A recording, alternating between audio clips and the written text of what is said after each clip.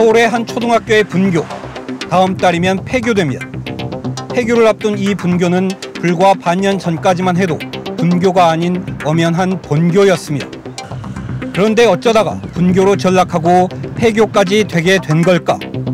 한때 학생 수가 1000명이 훌쩍 넘는 과밀 학교였지만 10수년 전부터 학생 수가 급격히 줄기 시작했고 결국 지금은 100여 명밖에 남지 않았습니다. 이 때문에 학교가 다른 지역으로 이전하게 됐고 이 지역 재학생들을 위해 한시적으로 이달까지만 분교 형태로 남긴 겁니다. 학교가 애들이 줄어가지고 이제 학생이 얼마 안 되니까 이전하는 거죠. 이 학교 역시 임대 아파트 아이들이 다닌다는 이유로 기피 대상이 되면서 학생 수가 급감했습니다.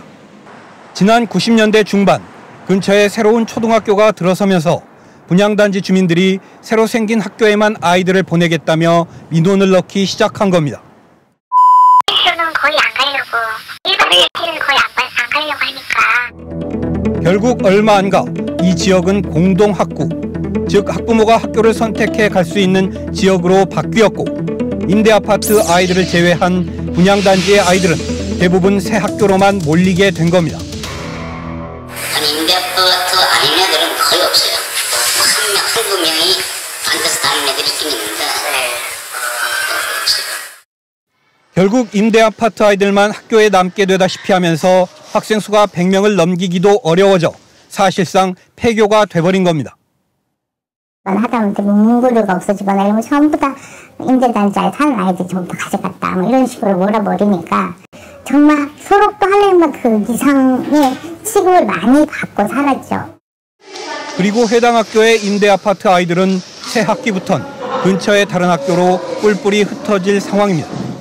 부모의 능력에 따라 아이가 이렇게 차별받고 있는구나, 이렇게 상처받고 자라는구나. 정말 어디 가서 은행에도 털고 싶은 마음 간절하죠. 결국 이웃들에 의해 고립됐던 아이들은 정든 목욕까지 잃게 됐습니다. 그런데 정말 심각한 건 이 같은 일이 한두 학교의 문제가 아니라는 겁니다. 취재를 하면서 만난 관계자들은 하나같이 임대아파트가 있는 곳이라면 어디든 벌어지는 일반적인 현상이라고 입을 모았습니다. 믿기 힘든, 아니 믿고 싶지 않은 이런 얘기들이 사실일까요? 직접 확인해 보기로 했습니다. 한 아파트 밀집 지역입니다. 반경 450m 안에 초등학교가 4개나 들어서 있습니다. 좁은 지역에 학교가 4개나 들어가 있는 것도 이상하지만 더 이상한 건 학생 수입니다. 한 학교는 학생 수가 800명 가까이 되지만 나머지 세 학교는 많아야 300여 명, 적은 곳은 100여 명 수준입니다. 그런데 학생 수가 적은 학교에는 어김없이 임대단지가 인접해 있습니다. 반면 학생 수가 많은 학교에는 일반 아파트 단지가 붙어 있습니다. 범위를 조금 더 넓혀보았습니다. 이번에는 서울의 한 자치구를 골라 관내 초등학교 전체의 학생 수를 조사했습니다. 전체 32개 학교 가운데 학생 수가 300명이 안 되는 미니 학교는 모두 6곳. 그런데 해당 학교들의 위치를 조사해봤더니 하나같이 임대아파트나 임대단지 바로 옆에 위치한 학교들이었습니다. 좁게는 한 아파트 단지 내부터 넓게는 한 자치구 전체에 이르기까지 임대학구냐, 분양학구냐에 따라 학생 수의 편차가 나타나고 있는 겁니다. 적어도 확인해본 지역의 미니 학교들은 학생 수의 자연 감소만으로 생긴 게 아닌 듯 보입니다. 임대아파트에 있는 지역은 대부분 좀 그런 부분이 지금 사회적으로 좀 있어서 저희가 좀 애로사항이 많이 있습니다. 결국 학교 내에서 일반 아파트에 사느냐, 임대 아파트에 사느냐에 따라 서로 반목하는 단계를 넘어 아예 다니는 학교 자체가 나뉘어져 버린 겁니다. 임대아파트하고는 섞이기 싫어하고요. 그 다음에 큰 평수, 작은 평수. 그 다음에 아파트와 주택. 주택지역의 아이들하고 섞이기 싫다. 이런 문제도 많이 있습니다. 그리고 이런 현상이 가져오는 폐해는 고스란히 아이들에게 전가됩니다.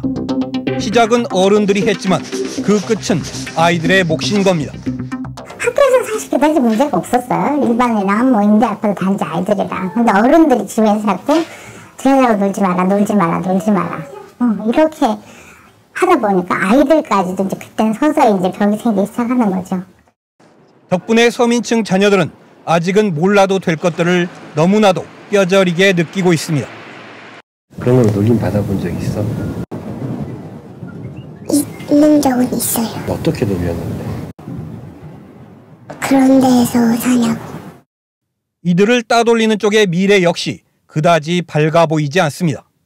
아이들한테 거짓말 시켜가면서 그렇게 하는 것이 장기적으로 좋지 않지 않느냐. 생기지 말아야 할 곳에 생겨나는 미니 학교들.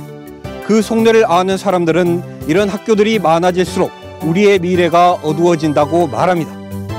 어린 시절부터 한쪽은 소외감과 열등감에 휩싸인 채 또 한쪽은 잘못된 선민의식에 물든 채 서로 소통조차 하지 않고 자라난다면 그 사회에서 통합이란 절대 가능할 리가 없기 때문입니다.